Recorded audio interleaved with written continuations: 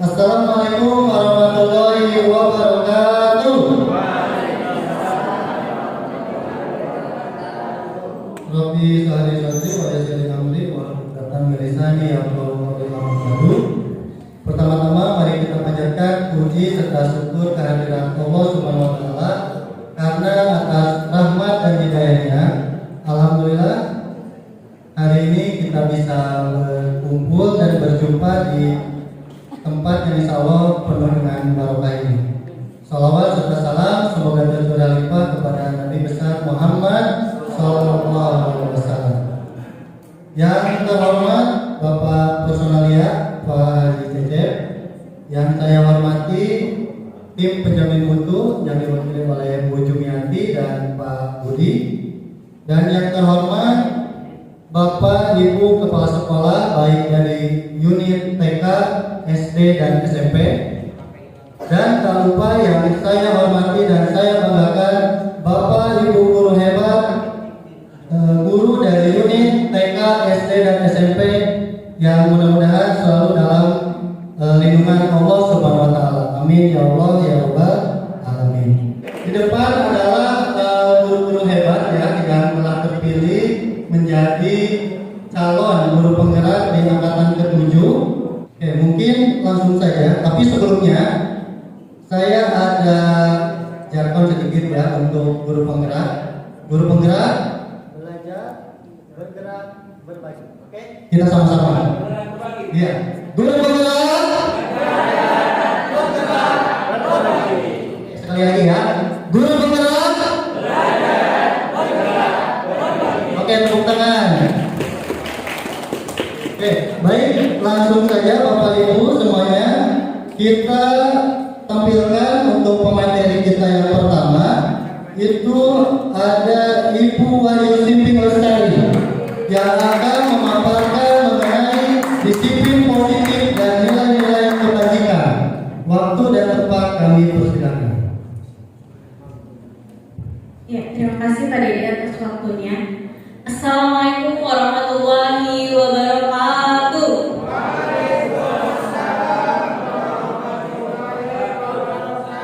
Sehat Bapak Ibu? Ya, terima kasih. Mungkin sedikit dari saya. Akan menyampaikan tentang disiplin positif dan nilai-nilai kebajikan. Boleh dilanjut Bu? Nah, sebelum kita masuk apa itu disiplin positif, kita harus tahu dulu apa itu makna disiplin. Disiplin itu berarti kan kita harus sesuatu tata tertib yang biasanya kita taati, kemudian ketaatan atau kepatuhan kepada peraturan. Nah, kalau untuk yang biasa kita pahami bahwa taat terhadap peraturan itu sesuatu yang dilakukan oleh diri sendiri. Tapi kalau kita tidak bisa melakukan sendiri, kita butuh orang lain untuk mentaati itu. Ya, seperti halnya anak-anak sekolah kita harus kita harus beritahu mereka bagaimana mereka harus mentaati peraturan seperti itu. Lanjut Bu. Nah, di sini Ki Hajar Dewantara menyatakan bahwa di mana ada kemerdekaan, disitulah harus ada disiplin yang kuat. Sungguh pun disiplin itu bersifat self-disiplin, yaitu kita sendiri yang mewajibkan kita dengan sekeras-kerasnya.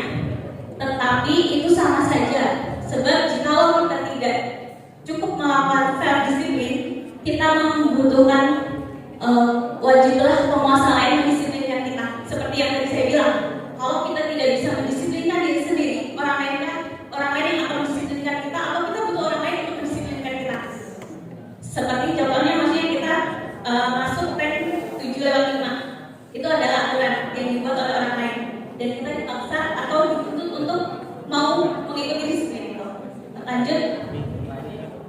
Nah, di sini juga Ki Haji Dewantara mengatakan bahwa untuk mencapai kemerdekaan atau dalam konteks pendidikan, untuk menciptakan murid-murid yang merdeka, syaratnya adalah harus disiplin yang kuat. Disiplin di sini adalah disiplin diri yang memiliki motivasi internal. Jadi disiplin itu harus dari diri sendiri, bukan dari orang lain. Tapi balik lagi, kalau namanya disiplin itu tidak bisa dari diri kita, ya harus kita butuh orang lain untuk mendisiplinkan. Nah, yang mana itu disebut disiplin dari faktor eksternal. Lanjut, lanjut. Nah, disiplin diri membuat seseorang menggali potensinya. Bagaimana dia mencapai tujuannya, mencapai tujuan yang bermakna tentunya. Nah, disiplin diri juga mempelajari bagaimana cara mengontrol diri, bagaimana menguasai diri untuk memilih tindakan yang mengacu pada nilai-nilai kebajikan atau nilai-nilai yang dapat kita hargai. Seseorang yang memiliki disiplin diri rela, berarti mereka bisa bertanggung jawab atas apa yang mereka lakukan dengan berpatokan pada nilai-nilai kebajikan. Lanjut. Nah, disiplin positif itu sendiri adalah suatu pembelajaran, merupakan pendekatan mendidik anak untuk melakukan kontrol diri dan pembentukan kepercayaan diri. Nah, kita sebagai pendidik itu harus menciptakan anak-anak yang memiliki disiplin diri, yang mana mengacu pada nilai-nilai kebajikan universal. Apa itu nilai-nilai kebajikan universal? Kita lanjut. Nah, nilai-nilai kebajikan adalah sifat-sifat positif manusia yang merupakan tujuan mulia pada setiap individu. Itu ada beberapa dari ilmuwan ya, Dr. William Glasser tentang teori kontrol. Setiap perbuatan memiliki tujuan. Seperti hanya kita bekerja, kita juga punya tujuan. Kita mengajar, kita punya tujuan. Anak-anak belajar juga punya tujuan. Seperti itu. Lanjut. Nah, nilai-nilai kebajikan itu ada 6 institusi. Nah, yang pertama adalah profil pelajar Pancasila. Coba di next ke yang tadi Bu, sebelumnya. Nah, saya mau tanya nih, Bapak Ibu hafal profil pelajar Pancasila? Belum? Belum. Ada yang mungkin tahu yang pertama apa? Bertakwa dan beriman kepada Tuhan dan berakhlak mulia ya. Yang kedua, berpikir kritis, berkepentingan global, mandiri, kreatif, bergotong royong. Ya, puji tolong. Nah, beriman bertakwa kepada Tuhan yang Maha Esa, berakhlak mulia, mandiri, berpikir kritis, berkepentingan global, bergotong royong dan kreatif. Lanjut, puji. Itu tadi adalah nilai-nilai kebajikan yang pertama. Ada 6. Nah, yang kedua adalah IBO Primary Years Program. Mohon maaf kalau bahasa Inggrisnya rada-rada. Nah, ini adalah sikap murid. Jadi disiplin positif itu tadi dikatakan harus berpacu kepada nilai-nilai kebajikan. Nah, anak-anak tentunya tahu bahwa nilai-nilai kebajikan ini adalah, oh ini loh, profil pelajar Pancasila. Kemudian toleransi, rasa hormat, integritas, mandiri, dan lain sebagainya. Kurang lebih seperti itu. Lanjut. Nah, yang ketiga adalah 9 pilar karakter. Itu cinta kepada Tuhan dan segenap ciptaannya. Nah, Bapak Ibu bisa baca sendiri ya, karena banyak. Tapi kurang lebihnya sebenarnya sudah tercakup di profil pelajar ya. Kurang lebih juga sebenarnya kita benar kata ujung tadi, apa yang ada di kurikulum penggerak sebenarnya kurang lebih kita sudah, hanya saja mungkin istilah-istilahnya yang berbeda seperti itu. Dan mungkin juga kita dituntut untuk lebih banyak bergerak dan mau bertindak. Lanjut. Nah, yang keempat adalah petunjuk seumur hidup dan keterampilan hidup. Keterampilan hidup dapat dipercaya, lurus hati, pendengar yang aktif, tidak merendahkan orang lain, memberikan yang terbaik dari diri. Mungkin itu ya. Petunjuk diri juga banyak. Peduli, penalaran, bekerjasama, keberanian, keinginan, usaha dan lain sebagainya. Next. The 7 essential virtues. Empati, suara hati, kontrol diri, rasa hormat, kebaikan, toleransi dan keadilan. Nah, Itu yang kelima. Yang terakhir adalah, nah ini banyak proyek nilai-nilai kebajikan. Jadi kalau di situ ada peduli, rajin, integritas, rasa hormat, mencakup semuanya tadi ya. Kurang lebih sama Bapak Ibu. Jadi disiplin positif itu harus kita tanamkan kepada anak-anak. Dimulai dari mereka juga harus tahu nilai-nilai kebajikan itu apa aja. Nah, kita tanamkan kedisiplinan karena kita tidak bisa, kalau kata Ki Hajar Dewantara, kita tidak akan bisa menciptakan pembelajaran yang merdeka jika tidak ada kedisiplinan yang kuat dari dalam diri. Seperti itu. Kurang lebihnya dari saya, mohon maaf. Assalamualaikum warahmatullahi wabarakatuh. Terima kasih kepada Ibu Ayu yang sudah memaparkan mengenai disiplin positif dan nilai-nilai kebajikan. Oke, untuk selanjutnya pemateri yang kedua itu Bapak Ahmad Saiful akan memaparkan materi mengenai motivasi perilaku manusia dan hukuman versus penghargaan. Silakan. Waktu dan tempat kami persilakan. Terima kasih Pak Dedi. Masih semangat Bapak Ibu ya? Ada untuk semangat dulu Bapak Ibu. Sebenarnya karena kita berenam Bapak Ibu ya, hanya kita sedikit aja. Sebenarnya saya agak grogi, nggak pernah sekalipun duduk di sana rasanya tetap aja grogi. Ya nanti Bapak Ibu yang CTP mungkin nanti akan merasakan. Kentang saus dimakan di bungkus kertas. Kentang goreng dimakan di bungkus kertas. Hati saya bimbang di tempat banyak orang cerdas. Jadi saya hanya sharing aja. Jadi yang saya tahu, saya kasih tahu, bukan berarti saya paling tahu ya. Mohon maaf sebelumnya. Ya, saya dapat kuliah memotivasi perilaku manusia. Dan mungkin yang akan buat Bapak Ibu bertanya karena nanti pertanyaannya ditulis saja. Mungkin terkait dengan hukuman versus penghargaan. Yang mungkin selama kalau kita biasa kasih penghargaan pada sesuatu hal biasa, di sini dicoba di luar paradigmanya berbeda. Mungkin next door.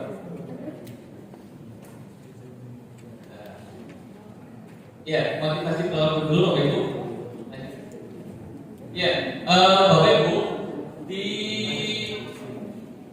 penggerak ini rujukannya adalah dari Dian dosen mengatakan bahwa ada 3 hal motivasi perilaku motivasi manusia yang mendorong manusia itu mau melakukan sesuatu.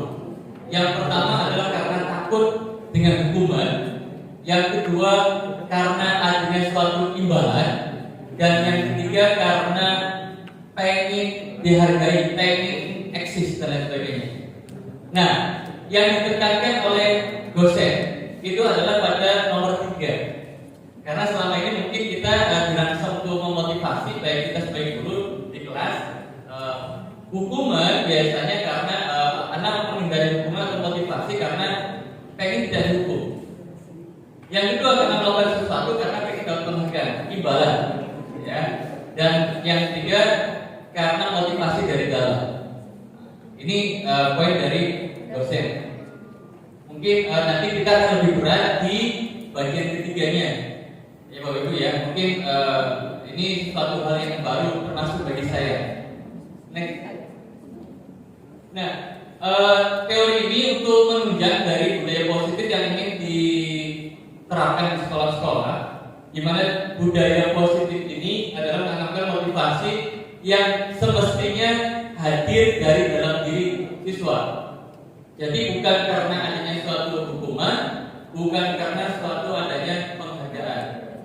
Jadi bagaimana kita sebagai guru bisa membangkitkan motivasi peserta didik dari dalam diri mereka. Nah itu teorinya ya. Ini teorinya. Jadi saya sendiri juga belum tentu bisa. Ya. Tapi kita belajar bareng-bareng. Gitu ya. Itu teorinya Bapak Ibu ya. Next. Kemudian apa itu hukuman dan penghargaan? Sengaja saya berikan 2 versi yang berbeda. Mungkin versi ini yang paling familiar di kita, paling familiar bagi kita, bahwa hukuman itu penderitaan yang diberikan atau ditimbulkan dengan sengaja saja. Ya, yang ketika orang yang dihukum tentu saja akan menderita. Sedangkan kalau penghargaan ini kalau menurut Nalim Purwanto 2007 alat bagian dari alat pendidikan. Mungkin yang biasa dengan materi teori behaviorisme mungkin sudah biasa ya, bahwa teori tentang stimulus dan lain sebagainya. Jadi dengan demikian sini anak akan lebih keras maunya untuk bekerja berbuat lebih baik berdasarkan karena adanya suatu imbalan. Itu mungkin teori yang sering kita pahami secara bersama. Nah, di kurikulum yang sekarang itu berbeda. Next book. Menurut Alfikon, ini rujukannya, saya nggak tahu bagaimana tim dari Kemendikbud merancang ini dan memilih. Sekali lagi ini hanya sekedar teori yang mungkin rujukan yang dianggap sesuai dengan kurikulum yang sekarang. Mengatakan bahwa baik penghargaan maupun hukuman sebenarnya sama-sama kurang pas buat mendidik siswa. Karena yang mendidik siswa itu sebenarnya ya proses dalam pendidikannya itu sendiri. Jadi dalam teorinya Apikon ini menganggap penghargaan yang terus-menerus itu justru akan membuat anak akan berhenti belajar ketika penghargaan itu berhenti. Gitu. Nah ini mungkin akan berbeda kalau teorinya di TK. Karena kalau TK kalau penghargaan semuanya harus satu semua. Ya, artinya ini yang disebut teori gitu ya. Jangan langsung kita. Karena kalau tanya ya baiknya sebagaimana? Karena anggapannya gini. Ketika satu siswa mendapatkan penghargaan, maka yang lainnya merasa seperti mendapatkan hukuman. Makanya selama ini mungkin kalau di TK, yang lainnya tidak merasa terhukum atau tidak merasa dihargai, maka semuanya dapat penghargaan. Dengan tentu saja yang berbeda-beda ya. Bentuk penghargaan yang berbeda-beda. Seperti itu. Ya. Jadi teorinya Apikon ini sekali lagi teorinya Bapak Ibu ya, saya sudah bermaksud menurut Bapak Ibu katakan baik itu hukuman maupun penghargaan sebenarnya sama saja. Kalau itu diterapkan terus-menerus, karena bisa membuat siswa baik secara intrinsik atau dari dalam itu kurang memotivasi, justru karena adanya rangsangan saja. Nah, ini kalau pendekatannya konstruktivisme itu akan berbeda. Ini bukan memperdebatkan teori ya. Ya saya nggak enak sama dokter sama teman gitu ya. Tapi ini ilmu yang saya dapat dari TKP aja. Lanjut. Nah, kenapa dikatakan bahwa hukuman dan penghargaan ini bisa saja punya pengaruh negatif? Karena pertama pengaruh jangka pendek dan jangka panjang. Secara jangka pendek mungkin bisa membuat anak termotivasi, tetapi secara jangka panjang bisa berakibat berbeda. Karena ketika penghargaan itu berhenti, mungkin motivasinya juga akan berhenti. Next.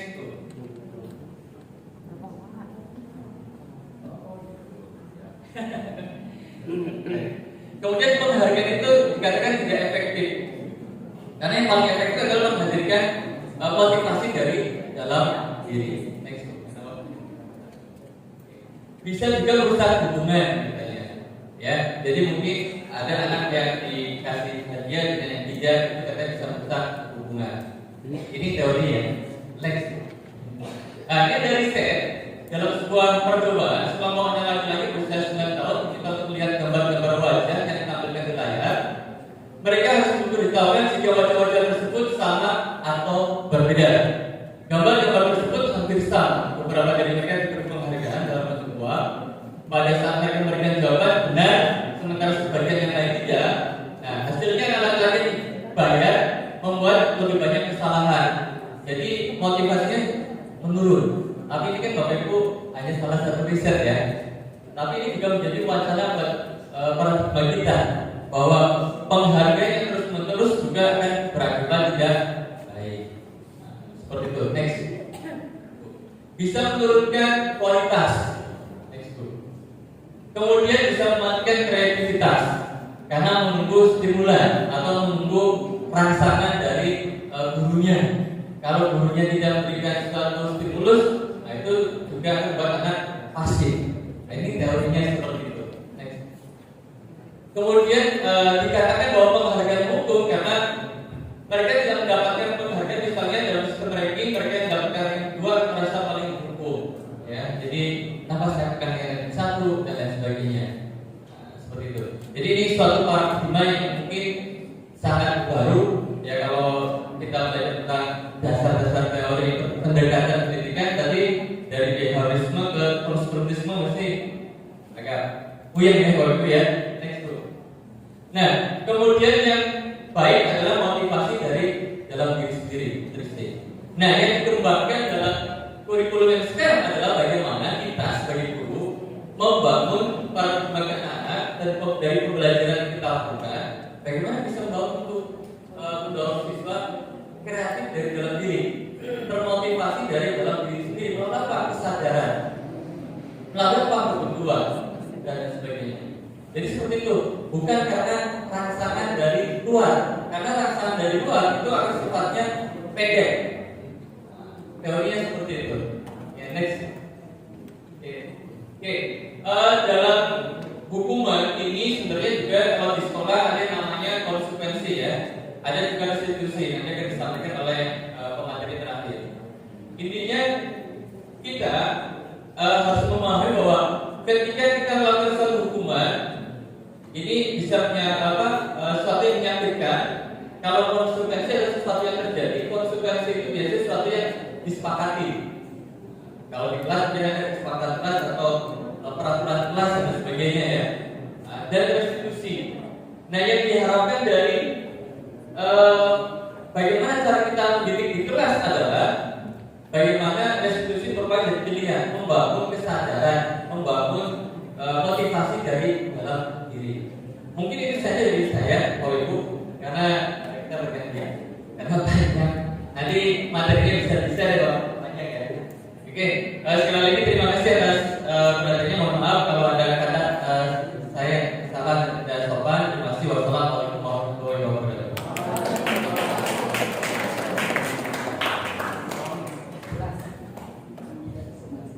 Terima kasih Bapak Mas Saiful yang telah memaparkan materi kedua. Oke, kita lanjut langsung ke Ibu Ana Heliana akan memaparkan materi mengenai 5 kebutuhan dasar manusia. Waktu dan tempat kami persilakan.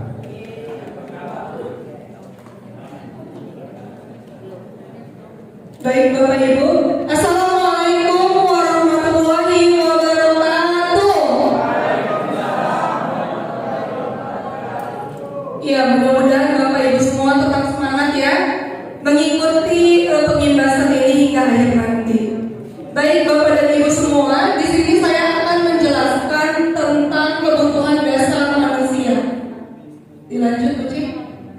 Iya, kebutuhan dasar manusia itu sendiri adalah segala sesuatu yang memang dibutuhkan oleh manusia demi mempertahankan kehidupannya. Jadi kebutuhan fisiologis, kebutuhan psikologis itu harus seimbang sehingga kehidupan manusia bisa berjalan sebagaimana mestinya. Nah, di sini saya mengambil piramida dari Abraham Maslow. Nah, Maslow ini membuat piramida segitiga seperti ini, namanya adalah hierarchy of needs. Di sini ada 5 kebutuhan yang memang harus dipenuhi oleh manusia itu sendiri. Dari mulai kebutuhan yang paling bawah, yaitu kebutuhan fisiologi atau bertahan untuk hidup, sampai nanti akhirnya manusia bisa mencapai kebutuhan yang paling tinggi, yaitu aktualisasi diri. Nah, di sini kebutuhan yang pertama dan kedua itu adalah kebutuhan dasar. Kemudian kebutuhan yang ketiga dan keempat itu kebutuhan psikologi.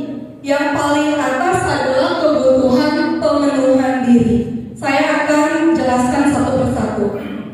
Dari mulai dilanjut, Bu Cika. Ya, dari mulai kebutuhan bertahan hidup. Di sini manusia pastinya membutuhkan yang namanya makan, minum, kemudian juga pakaian, tempat tinggal, itu pasti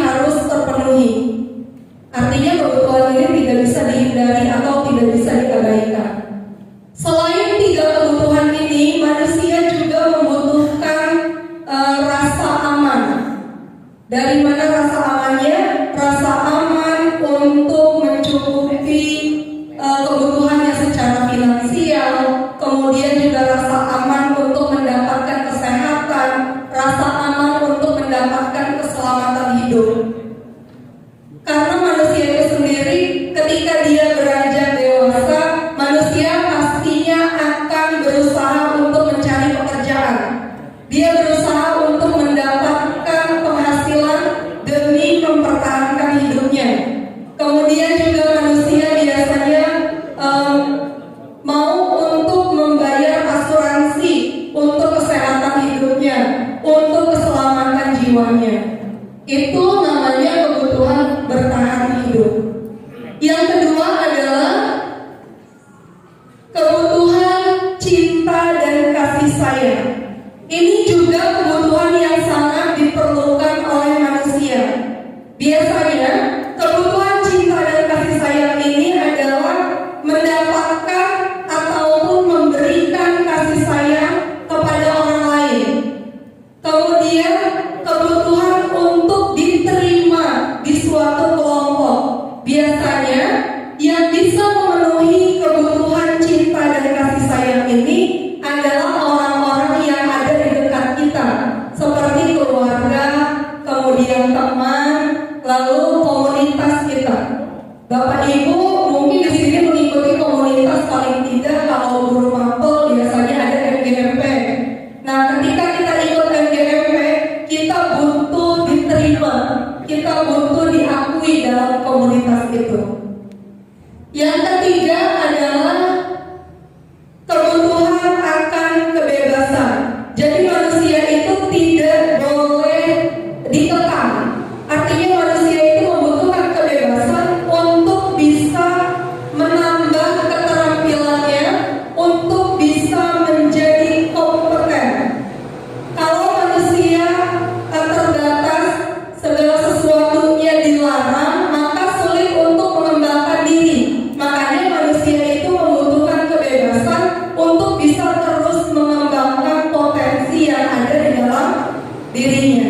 Kita sangat bersyukur bekerja di Al-Madinah sebagai guru. Saya merasakan diberikan kebebasan untuk bisa mengembangkan diri, menambah ilmu baik di lingkungan sekolah maupun mencari ilmu itu keluar sekolah. Iya, boleh tepuk tangan untuk Al-Madinah. Selanjutnya adalah kebutuhan yang keempat. Oh, di sini ada contohnya. Kebutuhan yang keempat adalah kebutuhan akan rasa senang.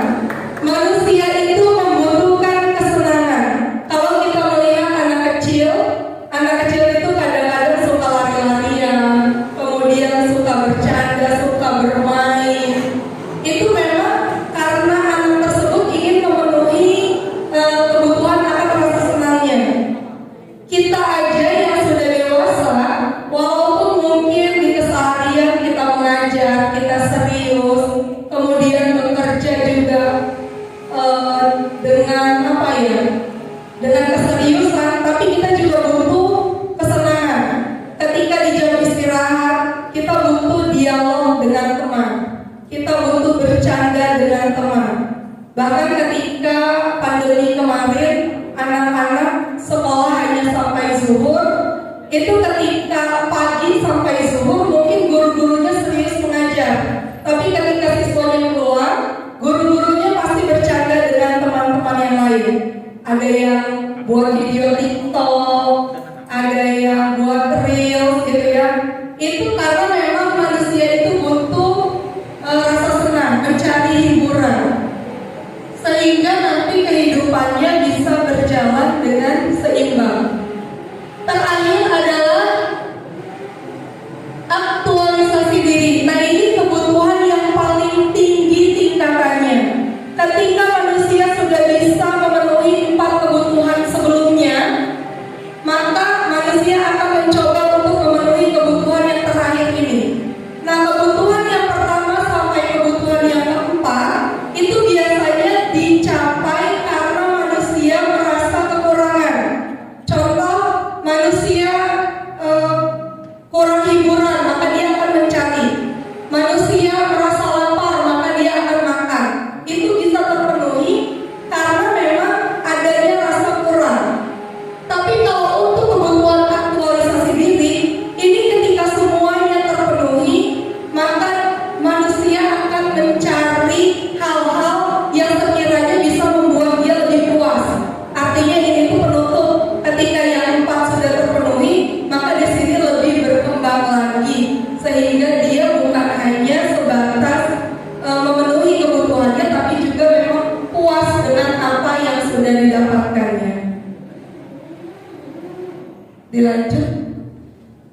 Ya, di sini contoh dari aktualisasi diri.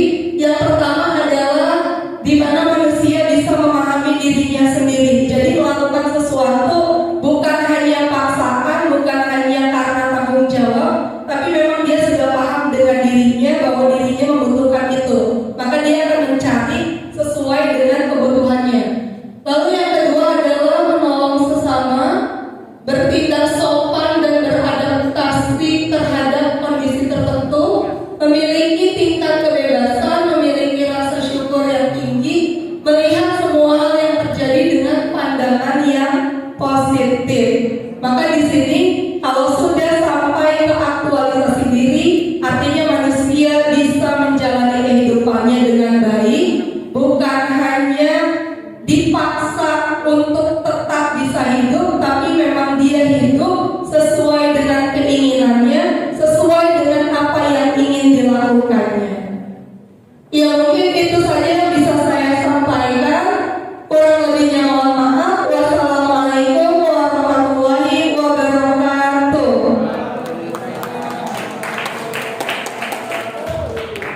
Terima kasih kepada Ibu Helena yang sudah memaparkan materi ketiga mengenai 5 kebutuhan dasar manusia. Oke, untuk menambah semangat kita sebelum ke materi yang keempat, mungkin kita tepuk semangat dulu ya Bapak Ibu semua. Nanti tepuk semangat.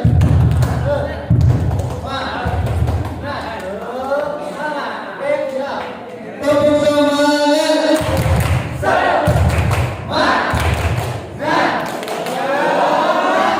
Oke, terima kasih. Tepuk tangan.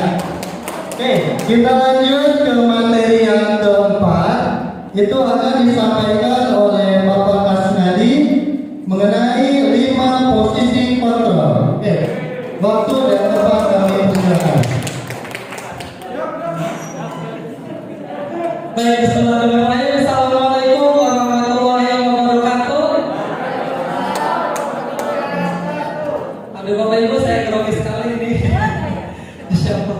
Baik, Bapak Ibu, di sini saya akan menjelaskan 5 posisi kontrol. Ini hasil riset dari Diana Gosen yang mencari seperti apa wujud disiplin itu, ya.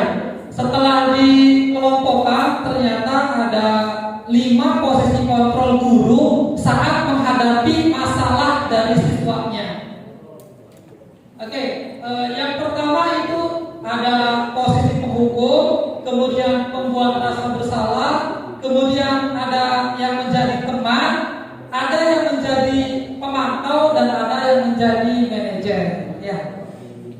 Berikutnya juga, nah ini salah satu contoh posisi kontrol guru. Terutama ini saya masa lalu ya.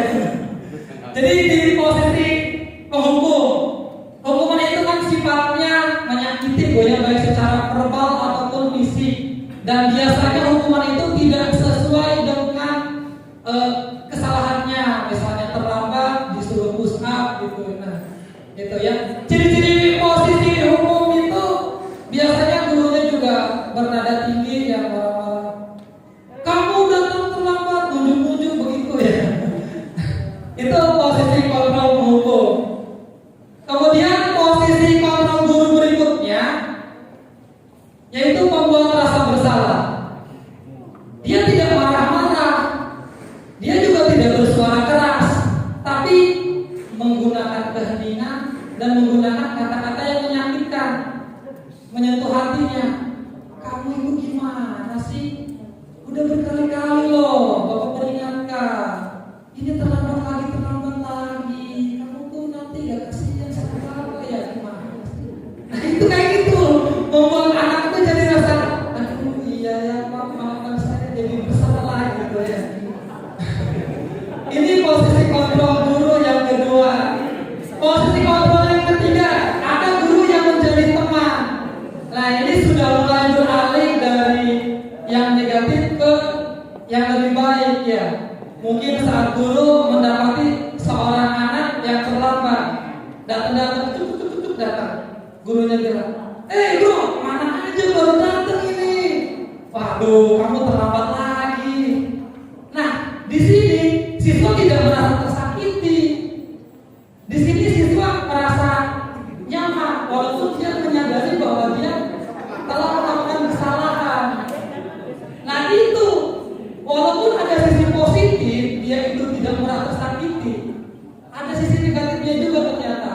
yang pertama berarti siswa akan ketergantungan sama guru tersebut.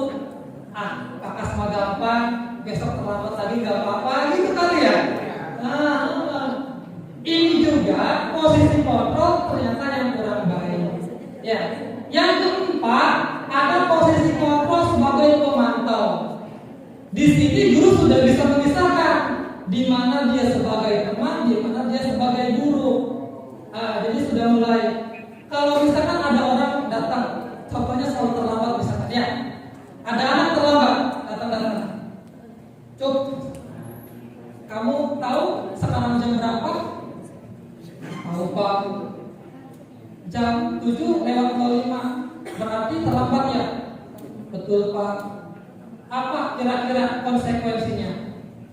Saya harus tinggal kelas Pak, beristirahat.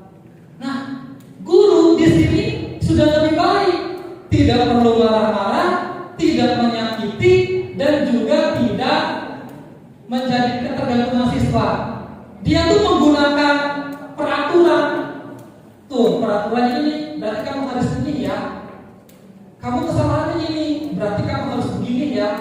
Nah, baik siswa ataupun guru sudah mengetahui apa konsekuensi yang dia terima apabila melakukan kesalahan. Tetapi ternyata Bapak Ibu, ini pun belum begitu sempurna. Karena sekalipun siswa tahu apa yang dia lakukan itu salah, dan dia tahu apa yang akan dia terima konsekuensinya, tetap itu menyakiti siswa. Tidak membangun murid untuk mau memperbaiki kesalahan. Nah, disinilah kita sebagai guru diharapkan bisa memposisikan diri sebagai posisi manajer, yaitu posisi yang kelima. Manajer di sini dia sudah bisa menjadi seorang teman, juga sudah bisa menjadi seorang pengontrol, ya, pemantau. Nah, tetapi manajer di sini dia berusaha membangun kesadaran siswa, bagaimana siswa itu bisa memanage dirinya, bagaimana siswa itu bisa menyadari kesalahannya dan mau memperbaiki kesalahannya di kemudian hari. Bagaimana guru ini bisa membangun motivasi intrinsik siswa itu dengan cara apa? Yaitu dengan cara segitiga restitusi. Bagaimana segitiga restitusi itu? Nanti sama panjang ya. Cukup dari saya. Assalamualaikum warahmatullahi wabarakatuh. Baik, terima kasih kepada Bapak Kasnari yang sudah menyampaikan materi keempat mengenai 5 posisi kontrol.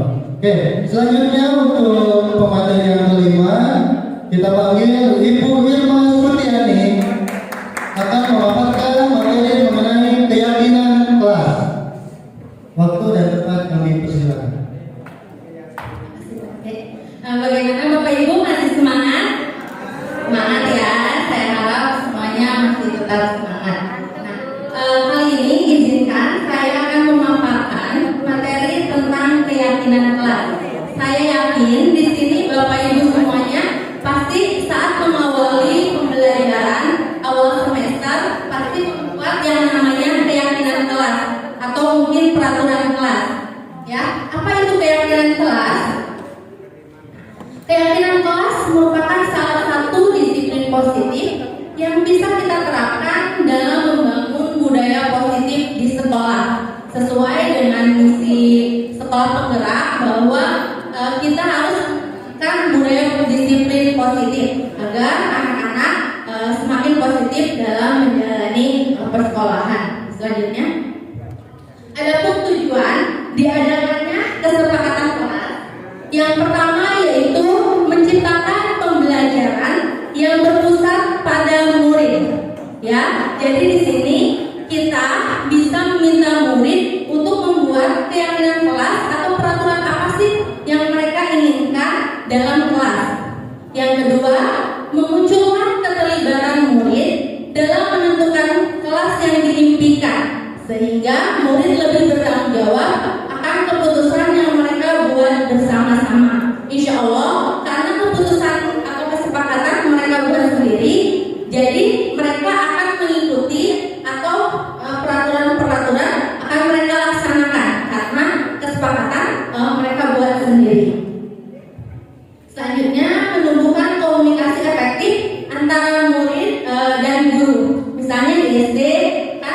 murid dan siswa.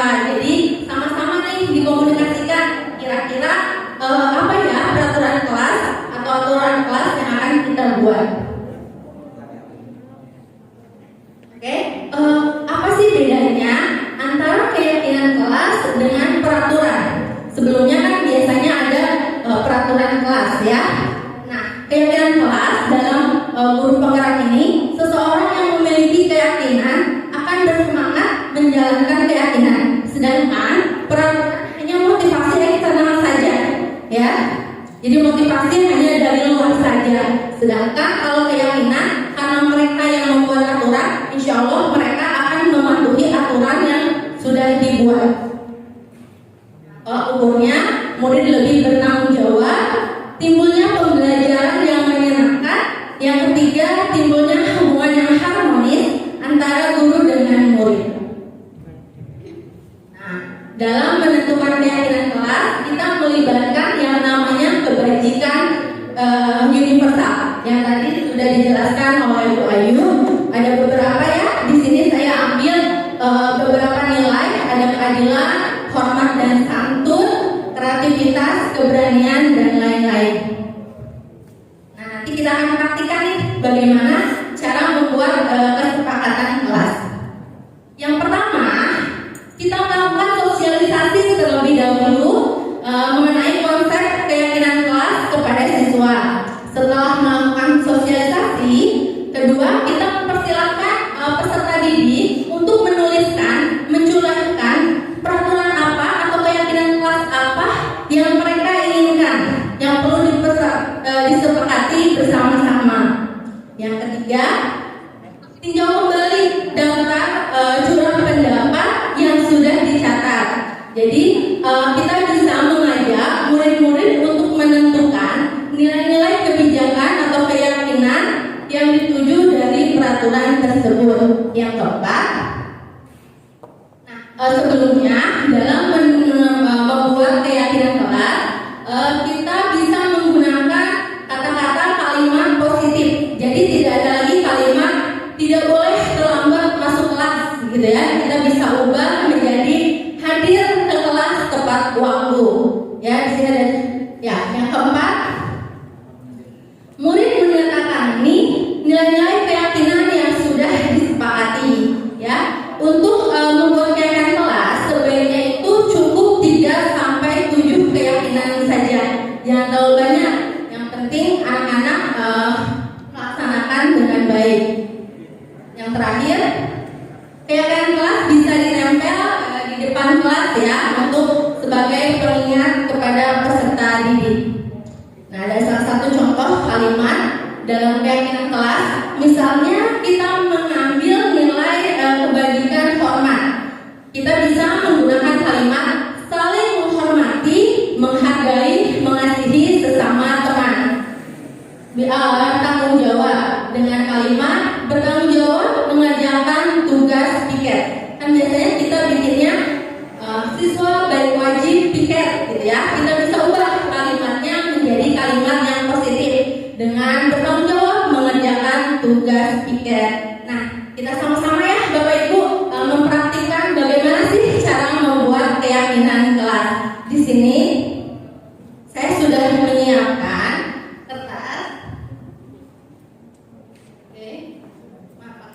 Nah, Bapak Ibu, ceritanya misalnya di depan kelas nih, kita mengajak anak-anak untuk membuat keyakinan kelas. Kira-kira apa sih keyakinan kelas yang ingin kita tanamkan untuk anak-anak? Pembelajaran apa sih yang anak-anak inginkan, ya? Nah, kita bisa membagikan kertas kepada anak-anak dan kita bisa meminta anak-anak untuk menuliskan pembelajaran seperti apa yang mereka inginkan. Oke, boleh Bapak Ibu, mohon maaf ya, jadi menulis nih. Bisa menggunakan kata-kata yang positif ya. Sampel aja.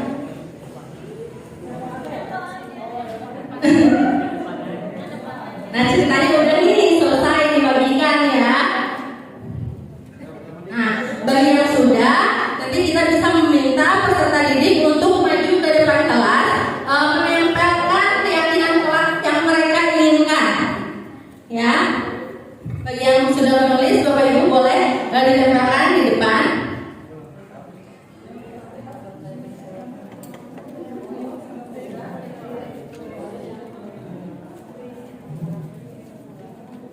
Misalnya kan kalau di kelas itu anak-anak gimana nih caranya biar nggak keluar kelas semaunya gitu ya? Atau boleh nggak nih makan atau minum di dalam kelas? Nah, kita sepakati nih bareng-bareng bersama anak-anak. Jadi bukan kita yang mengatur anak-anak, tapi kita berdiskusi dengan anak-anak, ya.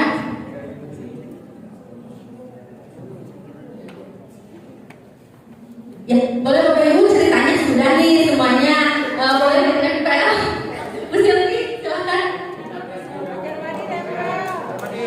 Oke, Pak Jarmadi boleh. Boleh ditempel di mana aja. Jadi kan mantap ya. Coba lihat bacaan. Oke, ada saling menghargai dan membantu sama teman, mengikuti pembelajaran tepat waktu, tiap habis menerangkan materi. Setelah habis menerangkan materi harus ada games. Nah, ceritanya udah banyak nih. Nah, nanti kalau semua siswa sudah maju ke depan, menuliskan keinginan pembelajaran apa yang mereka harapkan, kita klarifikasikan. Jadi mana yang termasuk misalnya ke dalam tanggung jawab, bisa kita kelompokkan ya. Misalnya tanggung jawab dalam piket, dalam mengerjakan tugas, tepat waktu. Kita bisa satu-satukan per nilai-nilai universalnya, ya seperti itu. Nanti setelah selesai kita tinjau ulang lagi, kita sepakati lagi. Setelah menjadi 3 atau 7 keyakinan kelas, kita sama-sama dengan anak-anak semuanya menandatangani. Itu sebagai bukti bahwa guru dan siswa sama-sama sepakat tentang keyakinan kelas yang sudah dibuat. Ya, baik Bapak Ibu, itu saja langkah-langkah bagaimana cara kita menerapkan keyakinan kelas di kelas kita masing-masing. Mudah-mudahan dengan kita membuat keyakinan kelas, kita dan peserta didik dapat melaksanakan pembelajaran dengan baik, dan kita sebagai guru dapat menanamkan nilai disiplin positif untuk anak-anak, ya. Mungkin itu saja dari saya.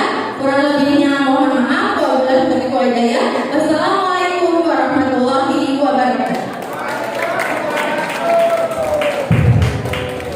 Terima kasih kepada Ibu Nirma Setiani yang sudah memaparkan materi mengenai keyakinan kelas, ya, dan mempraktikkan juga tadi ada sampel dari Bapak Ibu guru bagaimana membuat suatu keyakinan kelas untuk murid-murid kita nanti di kelas.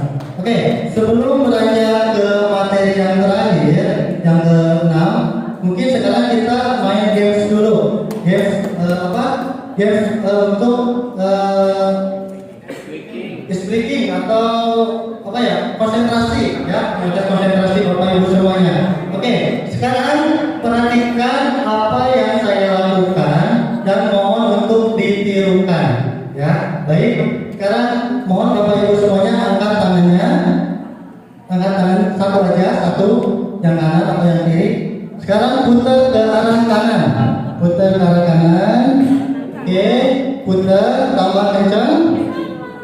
Putar ke arah kiri. Naik turun. Oke. Putar ke arah kanan lagi. Terus putar tambah kencang. Sekarang gosok dagunya. Gosok dagunya. Gosok dagunya, dagu. Gosok dagunya. Oke, gosok dagunya. Oke. Tadi ada yang dagu ini. Dagunya yang benar, berarti itu masih konsentrasi. Oke, terima kasih. Kita lanjut saja langsung ke materi yang ke-6 atau yang terakhir. Kita sambut ke materi kita yang ke-6. Bapak Anjang Wijaya akan memaparkan tentang segitiga restitusi. Waktu dan tempat kami persilakan. Terima kasih Pak Dede. Izin Pak Cecep, Pak Ilyas, Pak Supri, Mandi, dan Ujung, dan teman-teman CGP lainnya. Assalamualaikum warahmatullahi wabarakatuh. Oke, kita lanjutkan ya.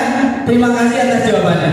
Saya mau tanya, judul materi kita apa? Siapa yang masih ingat? judul budaya positif. Terima kasih Bapak Carmadi alias Mr. Cak. Untuk menciptakan budaya positif di sekolah, apa yang harus kita lakukan? Siapa? Siapa keyakinan kelas? Disiplin positif. Disiplin positif itu apa? Disiplin positif apa? Apakah itu yang ada hukuman-hukumannya? Apa?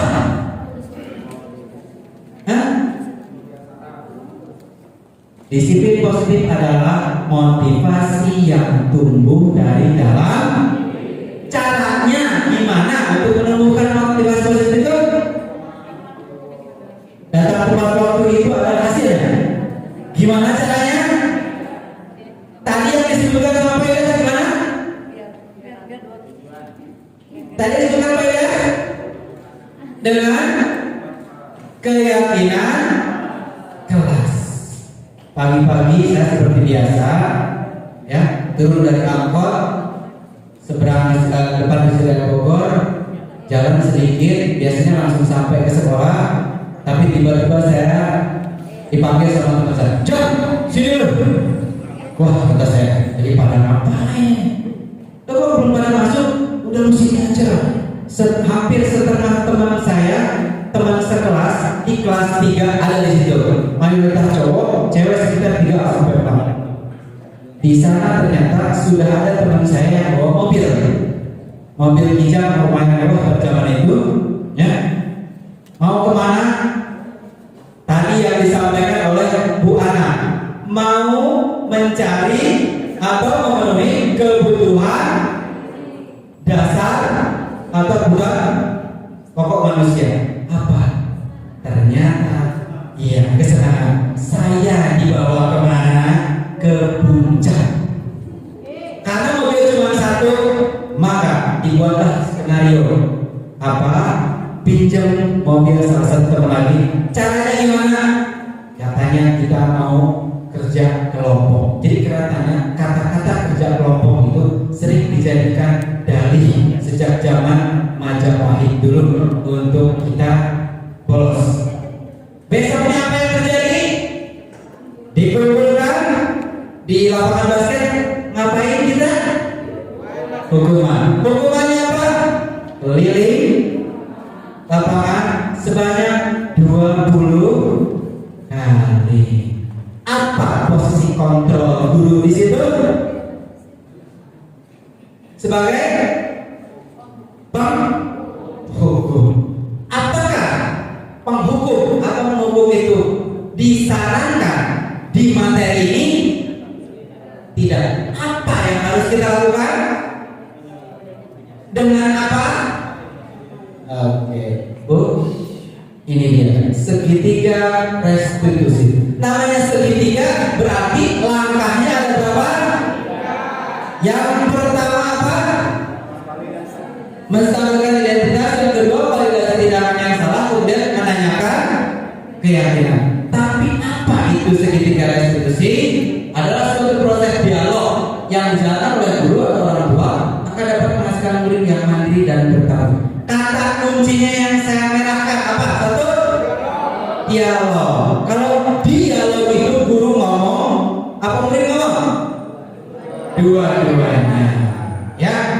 Kemudian dilakukan oleh guru atau berarti orang tua juga harus tahu, ya, gitu. Agar anak-anak memiliki kemandirian dan rasa tanggung jawab. Kok kemandirian dan rasa tanggung jawab? Kenapa? Kemandirian berhubungan dengan kemerdekaan. Menurut keyakinan kelas, dengan memiliki itu, maka anak-anak menjadi anak yang mandiri, yang merdeka. Bagaimana caranya? Kita lihat next book. Ya. Menstabilkan identitas itu apa sih? Lanjut, Bu. Bertujuan untuk mengubah identitas anak dari orang yang gagal menjadi sukses. Gagalnya dalam hal apa? Gagalnya dalam hal apa? Tadi perilaku manusia didorong oleh apa? Kebutuhan dasar. Dia sedang gagal dalam memenuhi kebutuhan dasar. Begitu. Balik lagi ke situ. Ya, kemudian lanjut. Validasi tindakan yang salah. Validasi itu artinya apa? Udah divalidasi nih. Udah. Ya. Kita ingin apa? Kita lihat mendalami alasan tujuan maksud murid melakukan tindakan pelanggaran ini. Ini ada apa sih? Ya. Lanjut. Terakhir menanyakan keyakinan. Apa itu? Mengumpulkan tindakan anak dengan nilai yang dia percaya atau keyakinan kelas atau keyakinan keluarga. Makanya tadi ada namanya keyakinan kelas. Ya. Oke, lanjut Bu. Mensabitkan identitas. Cara ngomongnya gimana sih? Ini contohnya. Ya, berbuat salah itu wajar sebenarnya, gitu ya. Lanjut. Tidak ada manusia yang sempurna, Bapak paham.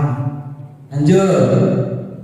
Siapapun bisa melakukan kesalahan seperti itu, nah. Nah, lanjut. Ya, kita bisa menyelesaikan ini, tenang aja. Lanjut.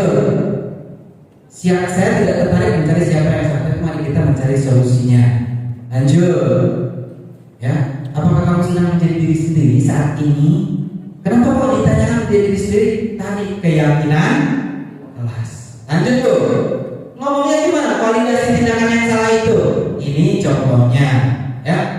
Oke, kamu pasti punya alasan kenapa melakukan itu. Kok kamu kenapa tadi maki-maki teman kamu? Kamu pasti punya alasan. Coba Pak, jangan pengen denger. Ya, lanjut. Kamu patut bangga dan sudah menemui sesuatu yang penting buat saya ini Pak. Di mana marah-marah karena dia ngata-ngatain ibu saya, misal bapak saya. Ya, panjang bangga harus sesuatu yang penting. Kamu boleh pertahankan sikap itu, kamu harus menanamkan sikap yang baru. Kamu bangga dengan keluarga kamu, tapi kamu ingat bagaimana cara mengatasinya. Sikap yang baik bagaimana? Ya, lanjut. Kamu pasti punya alasan. Ini kita tahu ya. Lanjut. Padahal kamu bisa bahkan mengurut. Oh tadi kamu maki-maki dia. Iya. Kamu mukul enggak? Enggak. Bagus itu kamu enggak mau sampai mukul. Gitu. Berarti kamu punya kontrol diri yang udah bagus. Nah gitu ya. Lanjut. Untungnya kamu bisa menahan diri. Nah ini. Kemudian lanjut lagi. Apa sih yang kamu lakukan pada saat itu? Ya saya ingin membela harga diri orang tua saya Pak. Lanjut. Wajar kamu melakukan itu harga diri keluarga memang sesuatu yang penting. Ya. Oke, terakhir menanyakan keyakinan. Nah, ini berhubungan dengan keyakinan kelas kita, begitu ya. Contohnya, apa yang kita percaya sebagai kelas. Jadi kelas keyakinan kelas itu makanya harus ditempel itu biar anak-anak nggak bingung dan ketika kita mau melakukan sesuatu, keyakinan kelas kita, gitu ya. Dibalik lagi aja tuh.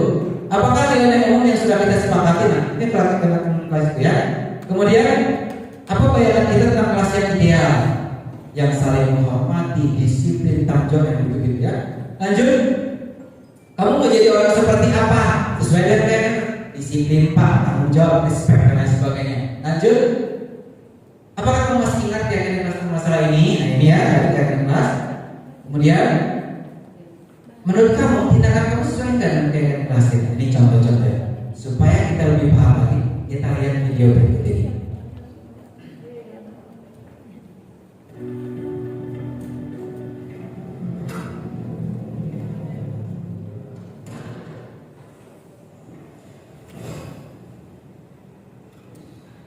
Siang Sarah. Siang Pak. Sudah lama nggak ketemu Sarah? Kenapa hadirnya di sini? Kesel Pak, kesel banget. Masa aku dikatain tukang fitnah Pak? Ya aku marah lah. Aku balik katain mereka di depan kelas. Kesel banget. Oh begitu. Ya pasti kamu marah dan kesal. Bapak juga akan marah apabila ada yang menuduh Bapak seperti itu. Kemudian pada saat itu kamu mau melakukan apa? Ya saya harus ngatain mereka lah Pak. Kesel banget. Saya bentak-bentak dia depan teman-teman lain. Oh begitu. Pasti kamu melakukan seperti itu karena suatu alasan tertentu kan? Iya lah, masa saya diam saja Pak. Ya saya bela diri lah. Masa saya dituduh tukang fitnah? Ya wajar. Mempertahankan harga diri itu sesuatu yang penting buat kamu. Untung kamu tidak bertindak lebih gagal lagi. Hanya membentak-bentak. Iya Pak. Untung saya masih bersabar dan hanya membentak saja. Sudah gemes padahal. saya pasti bela diri lah. Ya pasti ya.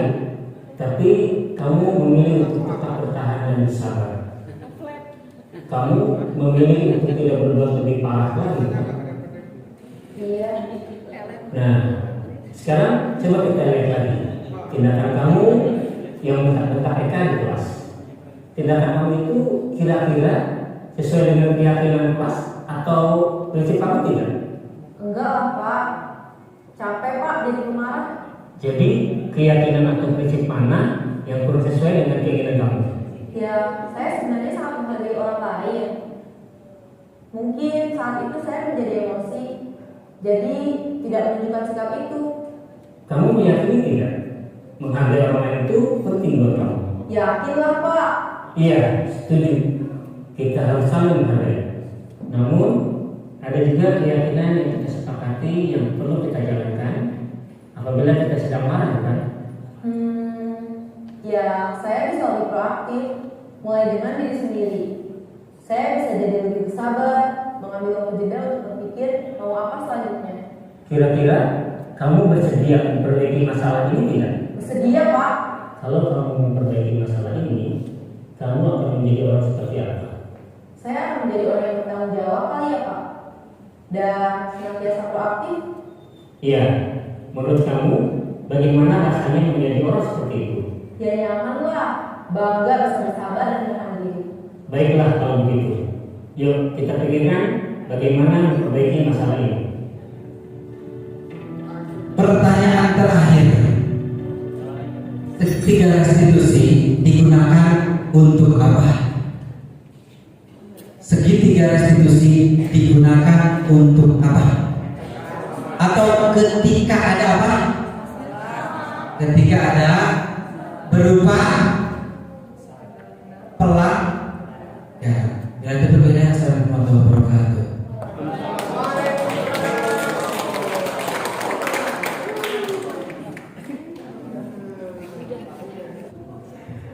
Oke, baik Bapak Ibu, kita lanjut. Masih semangat ya? Oke. Terima kasih, kita kasih aplaus dulu untuk para pemateri ya. Kita pada sore hari ini. Mungkin langsung saja kita buka sesi pertanyaan untuk 3 pertanyaan saja. Baik, silakan. Mau dari Bapak terlebih dahulu atau Ibu terlebih dahulu? Boleh?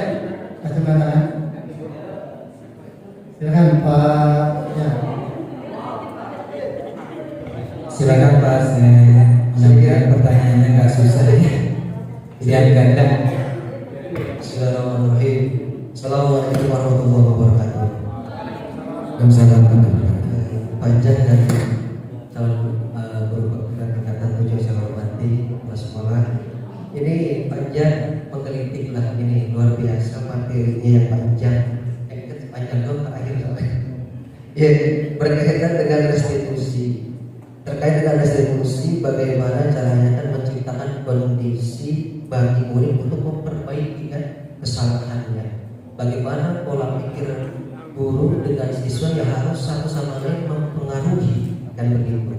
Pertanyaan saya simpel Pak Ustadz Jan. Kalau seandainya mungkin tadi di video adalah anak yang memang paham betul, ngerti, iya Pak bahwasanya itu saya salah. Tapi bagaimana kalau itu anak, Pak saya benar, dia yang salah. Apa yang saya lakukan salah, apa yang saya lakukan benar. Nah ini bagaimana caranya bagi KPD dengan guru dengan pola restitusi yang kita berikan kepada siswa tersebut. Itu saja bagian atau guru. Assalamualaikum. Waalaikumsalam warahmatullahi wabarakatuh. Pertanyaannya luar biasa ya. Ini Mau langsung dijawab atau tanggung dulu? jauh dulu aja ya, takut lupa. Baik, mungkin pertanyaan dari Pak Sofian mungkin akan langsung dijawab oleh Bapak Jan. Ya, mungkin nanti teman-teman yang lain akan ini ya, karena kan ini sebenarnya kita semua dapat materinya. Gitu. Ini pertanyaan pernah ditanyakan sama fasilitator Pak, ya, sama fasilitator. Bukan saya sih yang nanya, gitu ya. Ini kan yang tadi contoh ini kan cuma satu orang, ya. Artinya dia kan berkonflik dengan orang lain kan. Nah, ini hanya satu pihak. Kalau nanti kita ada anak berkonflik dengan anak yang lainnya, maka satu-satu kita ajak bicara. Kemudian dua-duanya kita ajak bicara, begitu ya. Dan intinya adalah, jadi sebelum ini benar-benar kita laksanakan, yang paling penting itu adalah kita tadi buat dulu keyakinan kelasnya, ya. Ingat keyakinan kelas ini berarti kita mau ngapain dan sebagainya. Sekarang saya di kelas selalu nanya ke wali kelas apa keyakinan kelasnya masing-masing. Kenapa? Karena setiap kali saya mengajar, saya saya tekankan itu keyakinan kelas mereka. Contoh di kelasnya Bu Hani, di kelasnya Bu Hani itu keyakinan kelasnya adalah Dita dan Sophie menghormati dan menghargai kebersihan. Biar gampang, disiplin, tanggung jawab, sopan, peduli, menghormati, menghargai, harus seperti itu. Di awal kamu udah begitu atau belum? Kamu yakin nggak dengan seperti ini? Gitu.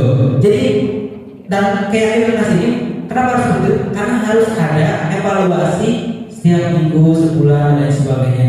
Anak-anak ini benar-benar udah paham belum? Udah menghayati belum? Ya keyakinan kelasnya. Insya Allah tadi yang ditanyakan Pak Asep akan lambat tahun ya, anak-anak mau iya. Ini kan yang diyakini bersama di kelas. Saya harus disiplin, saling menghormati dan lain sebagainya. Begitu ya. Jadi insya Allah ya Pak Kiai ya, itu akan kalau keyakinan kelasnya itu sudah betul-betul kita pahami bersama-sama, kita guru semua anak-anak itu akan lebih mudah lagi mencari solusi. Oke, mungkin itu saja ya Bapak Ibu semuanya. Terima kasih atas kehadiran Bapak Ibu semuanya. Semoga apa yang telah diberikan atau dipaparkan oleh pemateri kita bisa bermanfaat dan bisa kita kembangkan di sekolah kita masing-masing kepada murid-murid kita di sekolah. Oke, dan saya harapkan juga selamat kepada calon CGP angkatan 8 ya, baik dari unit SD dan TK ya, yang belum. Semoga sekolah kita dengan semakin banyaknya CGP dan guru bisa menambah kualitas serta karakter siswa kita lebih kuat dengan karakter profil pelajar banyak. Oke.